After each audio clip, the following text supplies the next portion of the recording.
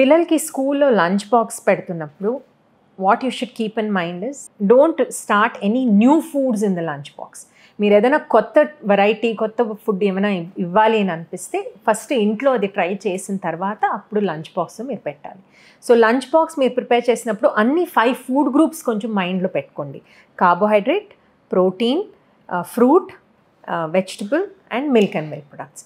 So ఇవి అన్నీ ఒక్క మీల్లో మీరు ఎలా ఇవ్వగలుగుతారో అది చూసుకోవాలన్నమాట. సో ఫర్ ఎగ్జాంపుల్ ఇప్పుడు 5 టైప్స్ ఆఫ్ డిషెస్ మీరు ప్యాక్ చేసుకోవడానికి చాలా కష్టం కదా. So you can add a few things like పప్పులో మీరు వెజిటబుల్ యాడ్ చేస్తే అది ఒక డిష్ అయిపోతుంది. ప్లస్ మీకు చపాతీ కానీ రైస్ కానీ అలాంటి కార్బోహైడ్రేట్ పిల్లలకి ఏమి ఇష్టమో దాని ప్రకారం బ్రెడ్ ఆర్ దోశ, ఇడ్లీ ఇలాంటివి అన్నీ ఇవ్వచ్చు అనమాట. బట్ వింటర్ టైంలో స్పెసిఫిక్గా చూస్తే it is good to give them foods that improve their immunity. So ఖచ్చితంగా లంచ్ పెడుతున్నప్పుడు ఒక పీస్ ఆఫ్ ఫ్రూట్ లైక్ ఇప్పుడు ఆరెంజెస్ లేకపోతే గ్రేప్స్ కొన్ని పెడితే దాంట్లో ఉన్న వైటమిన్స్ అన్నీ మీకు ఇమ్యూనిటీకి హెల్ప్ అవుతుంది.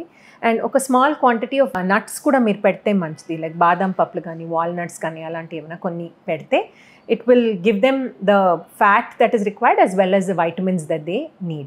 So the main food can be chapati with a curry or rolls laga chesi pettukochu. Ippudu paneer dry ga chesi rolls laga pettukochu, leda meeru sandwiches laga chesi pettochu. Idli dosa ishtam ante you can give them that for their meal.